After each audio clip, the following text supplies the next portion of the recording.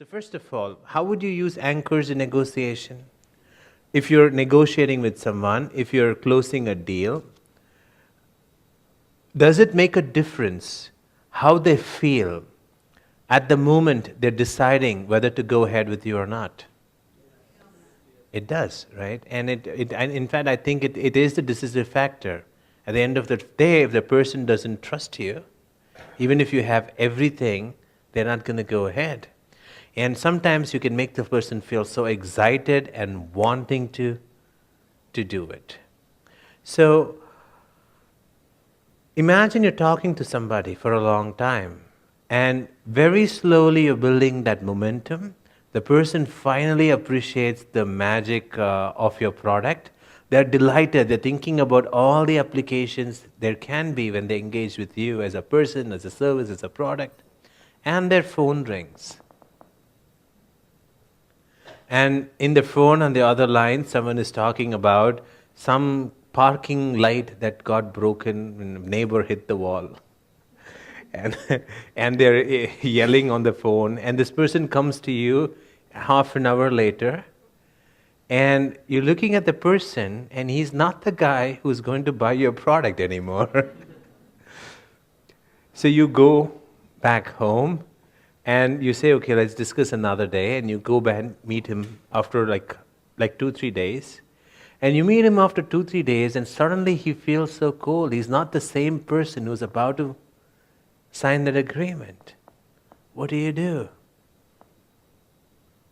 This is where anchors come into play. The purpose of anchors is to, whatever experience you are equipped to create, the time required to recreate that has to be as minimum as possible. You can make someone laugh, then after you do that for enough number of times, you just have to be around them and they'll laugh. That's anchoring.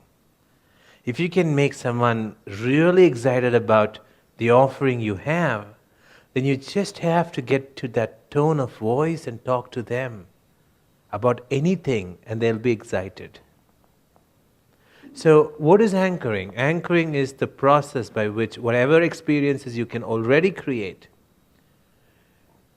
you can recreate them on demand. So imagine, for a moment we're going to just still talk about the touch anchoring. Okay? So imagine you're talking to this person and he's in a happy state, you touch him on the shoulder, you say, this is a great deal. And then after 3 days you come back and he's a cold person and you're just casually starting to talk. You again touch him on the shoulder and you see him shift into that person he was 3 days ago. That's how you use anchoring for influence. Now there are some things that is necessary for anchors to work. Okay, first and the most important thing is of course, the most important thing is to have that experience. Okay, so if you go to a meeting and the person is like this, let me evaluate, there's nothing there to anchor. So the most important skill about anchoring is your ability to evoke emotions. Remember, what do you anchor? You anchor states. If there is no state to begin with, there is nothing to anchor. And states drive behaviors.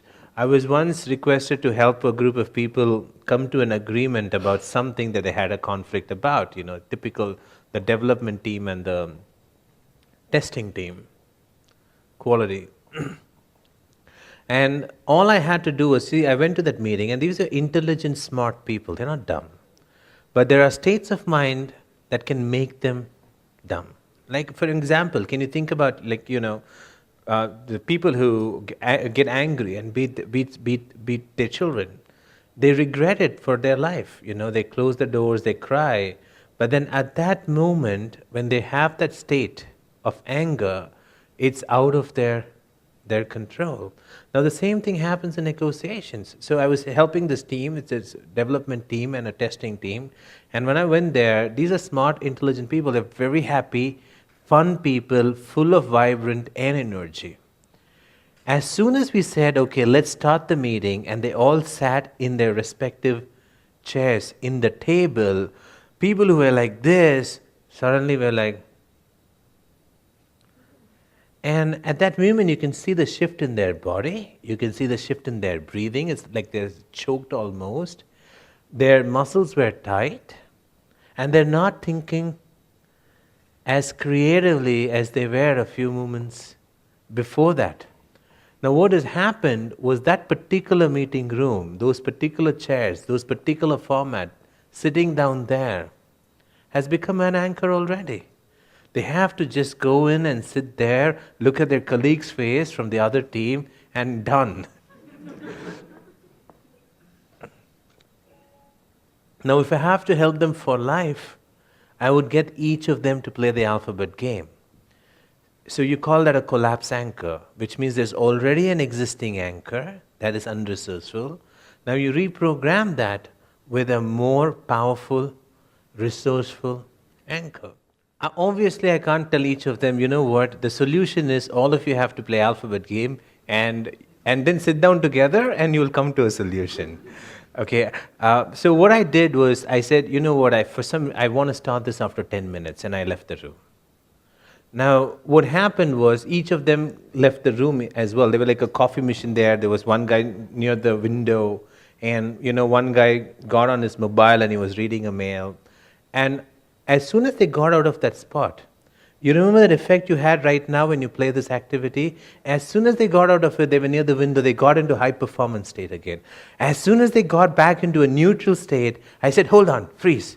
Can we just do the meeting as we are? Okay, and you won't believe, I had to just step out of the meeting and allow them to do it, and they came to a conclusion within 10 minutes. Yeah. So a better state of mind means they understand people better. They're able to creatively think. Now imagine if one person is in a low performance mode, that's one thing. But you have an entire team having conflicts with each other in low performance mode, that's when they become deaf and blind.